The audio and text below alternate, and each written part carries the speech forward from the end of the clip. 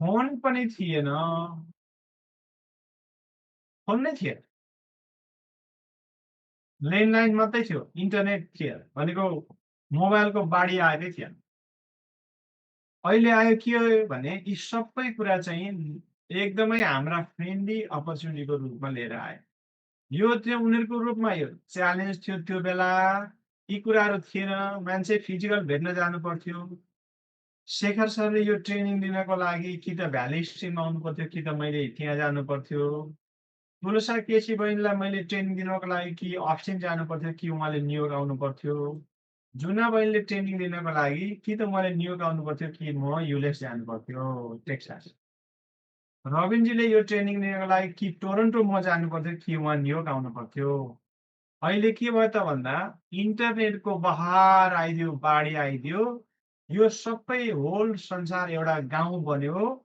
यो चाहिँ के थियो? कुनै बेला च्यालेन्ज थियो, अहिले यो अपर्च्युनिटीमा कन्भर्ट भयो। You take the opportunity with this availability, opportunity of availability.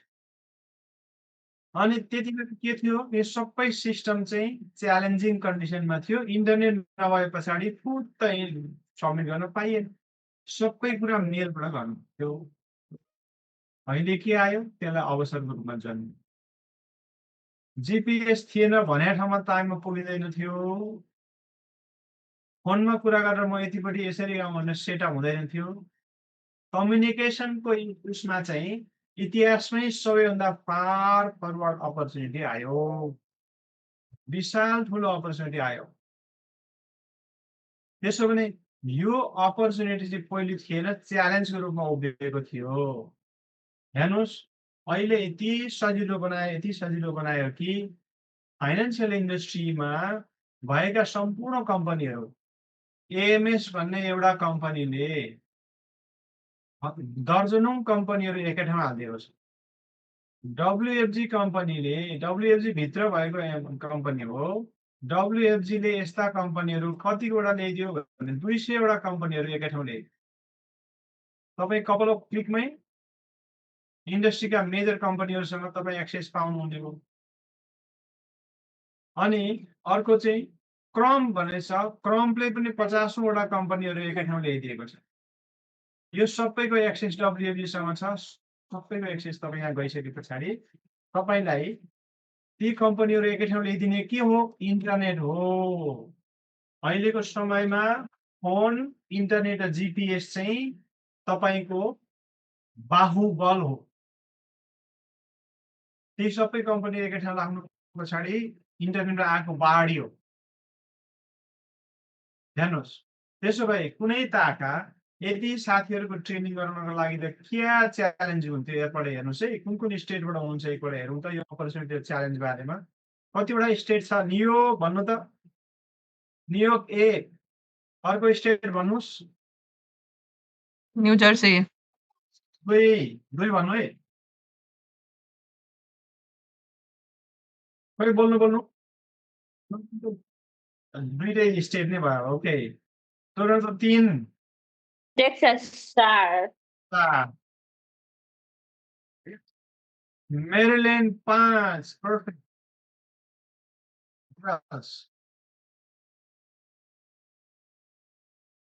Anywhere 5 वटा स्टेट मात्रै हो। Okay, probably we have more states here. Illinois पनि हुनुपर्ने। ओके, म्यासाचुसेट्स आज एब्सेन्ट छ, कतै काम गरिरहेछ, फिल्डमै छ, फिल्डमा धमाका काम गर्दैछ म्यासाचुसेट्स आजभोलि। इट्स ओके, 5 वटा state including Canada. Okay, we have many. Colorado, oh my gosh, we forgot Colorado. Hello, यहाँ भाइ। भाइको कस्टमर आए जस्तो छ। स्टेट, ओके, 6औं स्टेट। Many state. अहिले हामी यदि सानो ग्रुपमै 18-19 जनामै हामीले चाहिँ 6 वटा प्लस स्टेटमा यदि रिप्रेजेन्ट गरिसकेका छौँ भने के हुन्थ्यो? यो ट्रेनिङ अर्गनाइज गर्नलाई न्युयोर्क आउनुहोस्, प्लेन चढेर भन्नु पर्थ्यो मैले। तपाईँ यहाँ कपाल अफ क्लिक गर्नुहोस्, यहाँ आउनुहोस्, होल थिङ स्टार्ट भयो, एभ्रिथिङ। कुनै पनि काम गर्नु पर्यो, अड्कियो, फर्म खुलेन भने ल इन्टरनेट आउनुहोस्, जोडिनुहोस्, मलाई देखाउनुहोस्, इमिडिएट भइहाल्छ। यो स्वर्गको द्वार जतिखेर पनि खुल्ला छ, 18 घण्टा खुल्ला छ हो स्वर्गको द्वार। एनी टाइम यसो क्लिक गर्नुहोस्, चेक गर्नुहोस्, द्वार खुल्ला भेटाउनुहुन्छ। अब यति लामो द्वार खुलेको छ भने तपाईँ स्वर्गतिर कहिले रमाउने? मलाई जोक्स गरेर हाम्रो रविनजीले चाहिँ होइन परमधामतिरको द्वार भन्नुपर्छ भनेर भन्नुहुन्थ्यो। अलिक कडाइ हुन्छ होला भनेर मैले स्वर्ग मात्रै भने हो होइन। यहाँ पृथ्वीमै एभाइलेबल छ नि त। त्यसो भने यहाँबाट हेर्नुहोस्, यहाँबाट हेरौँ। त्यसो भने हामीले अपर्च्युनिटीको कुरा गऱ्यौँ। यो हामीले तिनवटा कुरा चाहिँ हाम्रो साह्रै ठुलो कुनै बेलाको प्रब्लम, च्यालेन्ज चाहिँ अहिले अपर्च्युनिटीमा आएको छ। त्यो च्यालेन्ज तपाईँले बिहोर्नु पर्दैन, आधा काम अलरेडी सकिदिएको छ। तपाईँलाई कुनै बेला समस्या भयो, त्यो समस्या हामी बसेर यहीँबाट कुरा गर्न सक्छौँ। So it's wonderfully well we are doing here. त्यसो भने च्यालेन्ज चाहिँ के छ त भन्नु होला भने कुनै बेलाको च्यालेन्ज अहिले अपर्च्युनिटी बन्यो, कुनै बेलाको कठिनाइ अहिले यसलाई चाहिँ अवसरको रूपमा आयो। तर डब्ल्युएफजीमा एउटै मात्रै च्यालेन्ज चेन्ज भएको छैन। त्यो भनेको के हो भने माइन्डसेट। जति सुविधा भए पनि, जतिसुकै अवसर भए पनि, जति इजी भए पनि माइन्डसेटमा चेन्ज हुनुपर्ने जुन मेन्टल प्लेटको च्यालेन्ज छ नि, त्यसमा चाहिँ परिवर्तन हुँदैन रहेछ सजिलै। एउटै वर्क गर्नुपर्ने छ, एउटै टाइम गर्नुपर्ने छ। अवसर परिवर्तन भइसक्यो, च्यालेन्जहरू सजिला भइसके, तपाईँसँग चिल्लो बाटो छ, अहिले सरर बुढाउन सक्ने भएको छ। त्यतिखेर कुनै बेला ग्याग्रेनहरू थियो, स्टिल मान्छेहरू $1 मिलियन आम्दानी गर्ने भए। अहिले चिल्लो बाटो सरर हिँड्न बनाउँदा के स्टिल माइन्डसेटमा तगारो लाग्यो। त्यही चिल्लो बाटोको कारणले डेनियल फोम्बो आएको 10 वर्षमा 10 मिलियनमा जानुभयो। त्यहाँनिर उदाहरण त्यही छ। तर हामीसँग चाहिँ के भयो भने त्यो भए पनि अवसर सबै कुरा पाए पनि माइन्डसेट चाहिँ च्यालेन्ज हुँदो रहेछ। जहिले पनि त्यो एउटै लेभलमा रहिरहनु रहेछ। किनभने तपाईँलाई बिलिभिङ इज सिइङ र सिइङ इज बिलिभिङको दुईटा कन्सेप्टले तपाईँलाई खाइरहँदो रहेछ। कति मान्छेहरू पहिले विश्वास गर्छन्, आफैलाई एक्सन गर्न जान्छन्। कति मान्छेलाई चाहिँ देखाउनु पर्दछ, देखाएको देखाइ गर्नु पर्दो रहेछ क्या जतिखेर पनि। हेर यस्तो हुन्छ, यो पनि सम्भव छ, हेर उसले सम्भव गरेर तिमी पनि सम्भव गर्छौ भनेर कोट्याएको कोट्याइ, कनाएको कनाइ, भनेको भने, हिट गरेको गरे, अनि त्यो लिमा चाहिँ फलामले चुटेको चुटे गरेर सेप बनाए जस्तै गरिरहनु पर्ने हुँदो रहेछ। त्यो एउटा च्यालेन्ज चाहिँ रहि नै रहँदो रहेछ ह्युमन बिइङमा। हामी के गर्दैछौँ आज त्यो सवालमा कुरा गर्दैछौँ। हेर्नुहोस्, माइन्डसेट एउटा कुराको डिफरेन्स हेर्नुहोस्, मैले हाइली रेकमेन्ड गर्छु thinking difference. Secrets of million mind बुकमा हार्भ एकरले के लेख्नुहुन्छ भन्नु होला भने 7वटा थिङ्किङ डिफरेन्स बारेमा कुरा गर्नुहुन्छ उहाँले। त्यसमध्ये एउटा थिङ्किङ डिफरेन्स बारेमा म तपाईँसँग चर्चा गर्छु। तपाईँ आफैलाई ऐना हेर्नुहोस्। आज अपर्च्युनिटी भए पनि त्यो च्यालेन्जको रूपमा तपाईँको माइन्डमा बसिरह्यो भने अपर्च्युनिटी भएर के गर्नु? त्यो च्यालेन्ज रूपमा बुझिरहेको हुनसक्छ। त्यो अवसरहरू साह्रै धेरै आइसके, त्यो अवसर चाहिँ अवसरको रूपमा कन्भर्ट भइसके च्यालेन्जहरू भने हेर्नुहोस्, मेरो पनि अनुभव छ। तपाईँको फिक्स माइन्डसेट र ग्रोथ माइन्डसेटको दुईटा डिफरेन्सेसहरू चाहिँ साह्रै ठुलो धेरै प्रयोगमा आउँदो रहेछ। त्यो बारेमा म चर्चा गर्छु यहाँहरूसँग आज। के भन्छ भने फिक्स माइन्डसेट भनेको चाहिँ सम्भवै छैन भनेर असम्भव जोडिदिने माइन्डसेट हो। सम्भवको अगाडि जोडिदिन्छ, त्यसले असम्भव भन्ने शब्द जोड्छ। यताको माइन्डसेटले, ग्रोथ माइन्डसेटले सम्भव भन्छ।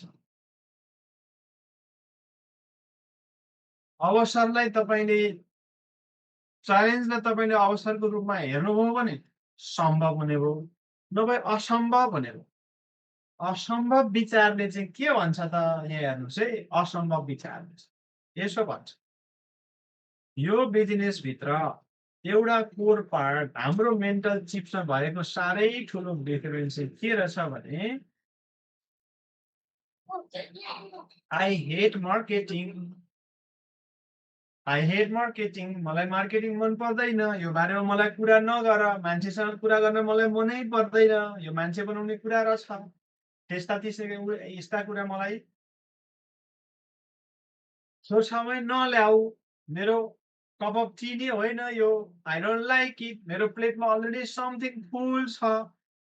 यो मान्छे सम्बन्धीको कुराकानी चाहिँ मलाई चाहिँदैन। मेसिनसम्म कुरा किनभने उसले अन्यथा भन्दैन जस्तो छ त्यस्तै काम गरेछ ठिक छ। बरु जनावरसँग सजिलो होला, मान्छेसँग काम गर्न कुरा गर्न मलाई मन पर्दैन। म जान्दिनँ यस विषयमा मलाई सवाल नजोड। I hate marketing. हेर्नुहोस् है, तपाईँको विचारमा तपाईँको मनमा काहीँ न काहीँ आई हेट मार्केटिङ छ भने आज यो असम्भवको नजिकै छु भनेर बुझ्नु पर्यो। आई हेट मार्केटिङ भनेको बिजनेसभित्र मार्केटिङ र प्रमोसन अपरिहार्य रहेछ एउटा। अर्को सम्भवले चाहिँ के गर्छ भने I promote goods and service or developing extra skill. अहिलेको दुनियाँमा जे कुराहरू नयाँ डेभलप भएको छ ती सबै स्ट्रेटेजी प्रयोग गरेर म चाहिँ गुड्स र सर्भिसलाई प्रमोसन गर्छु भनेर भन्छु। यो दुईटा मान्छेको डिफरेन्स चाहिँ यस्तो हुँदो रहेछ। त्यो डिफरेन्स भनेको के हो? आई हेट मार्केटिङले 100,000 सेल गर्नको लागि बल गर्छ, स्यालेरीमा गर्छ।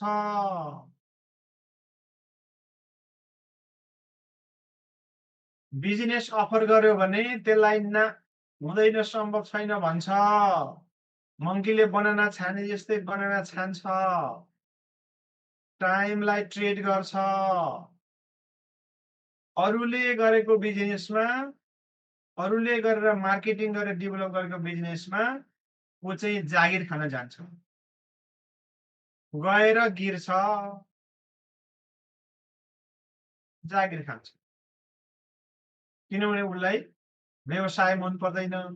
व्यवसाय भनेको त मार्केटिङको एउटा अपरिहार्य अङ्ग रहेछ। तर यतापट्टिको ग्रोथ माइन्डसेटले के गर्छ भने उसले चाहिँ स्यालेरीमा काम गर्दैन, कमिसनमा काम गर्छ। कुनै पनि चिज र वस्तु, गुड्स र सर्भिसलाई उसले सेल गर्छ, कमिसनमा काम गर्छ, आम्दानी त्यहाँबाट गर्ने उसले प्रयत्न गर्छ। अब यतापट्टि चाहिँ के हुँदो रहेछ भने यहाँ 100,000 म्याक्सिमममा उसले सेल गर्न सक्थ्यो भने यतापट्टि चाहिँ इन्फिनिटी अनलिमिटेड सेल गर्न पाउने हुँदो रहेछ। अब डिफरेन्स हेर्नुहोस् है, यहाँ चिज वा वस्तु तपाईँलाई सुपथ मूल्यमा दिएको त मनपर्छ नि। चिप सर्भिस पाउनुको, चिप मूल्यमा वस्तु पाउनु भन्दा सेल लागेको छ अरे लेट्स गो भनेर छिट्टै जानुहुन्छ। हेर्नुहोस्, यी चेलीले लगाएको रबर ब्यान्ड उनले कसैले काहीँ उत्पादन गर्यो, उनले सुपथ मूल्यमा पाइन्, किनेर मखा परिन्, लगाइन्। उनको क्यालकुलेटर पनि सुपथ मूल्यमा पाइन्, कसैले प्रमोसन गर्यो। उनले टेलिफोन पनि सुपथ मूल्यमा पाइन्, कम्प्युटर सुपथ मूल्यमा पाइन्, नोटबुक सुपथ मूल्यमा पाइन्, अनि उनले लगाएको टी सर्टदेखि होल टेबल कुर्सीहरू सुपथ मूल्यमा पाइन्। कसैले मार्केटिङ गरिदियो, रिजनेबल मूल्यमा पाइन्। तर आफै गर्नु पर्यो भने I hate it, I don't like it.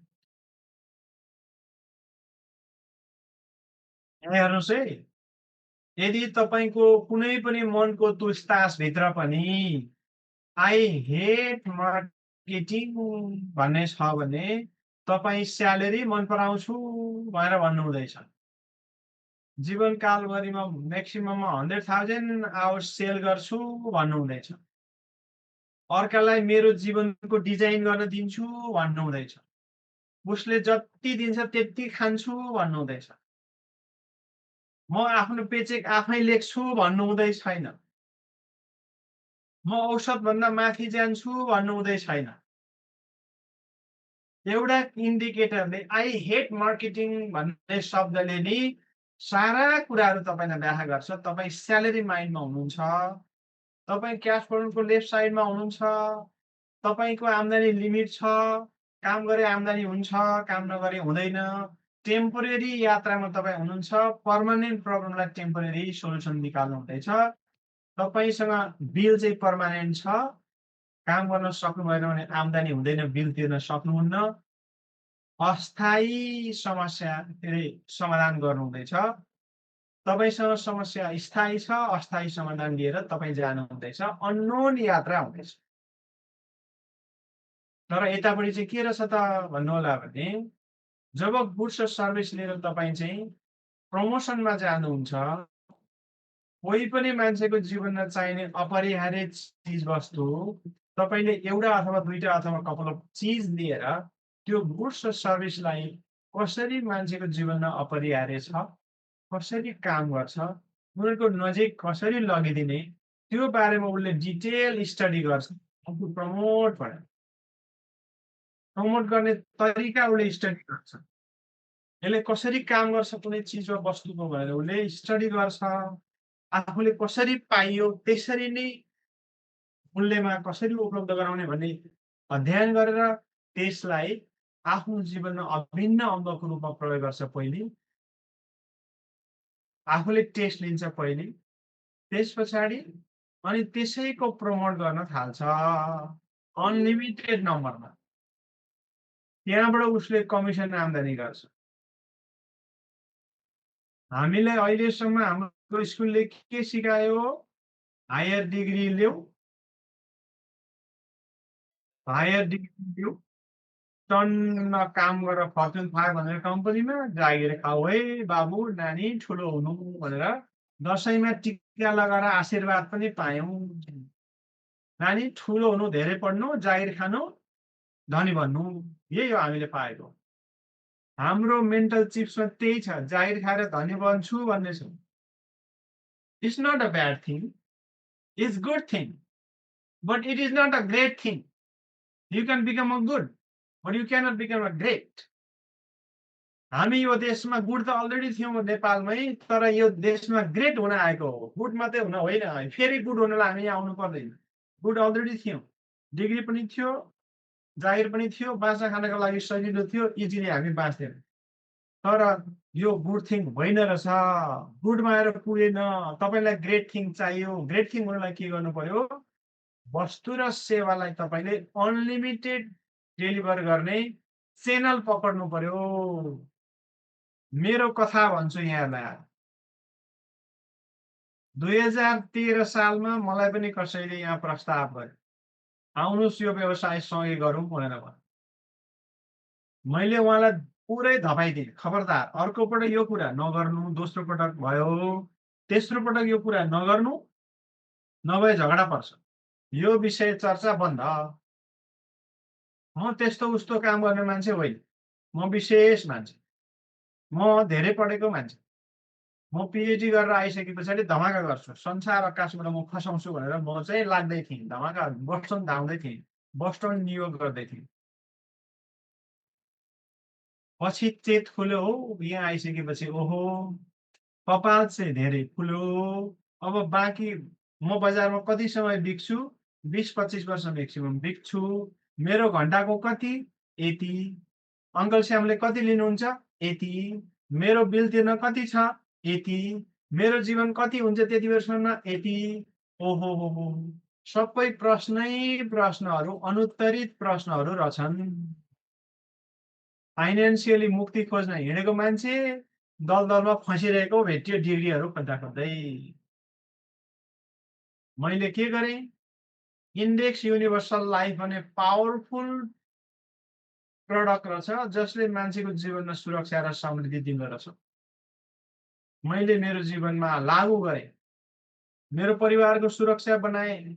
भोलि बिहान म जिब्रो टोकेँ भने पनि मेरो बिल तिरिन्छ, घरको मोर्गेज तिरिन्छ, सब कुरा अल सेट हुन्छ, इट्स ओके। इमोसनल कुरा हुँदैन, तर आर्थिक रूपमा बिचाल्ली चाहिँ अर्काले टुलुटुली हेर्न पर्दैन, गोफनमा पैसा उठाउनु पर्दैन, मेरा बच्चा सडकमा जाँदैनन् भन्ने कुरा एउटा ग्यारेन्टी पाएँ।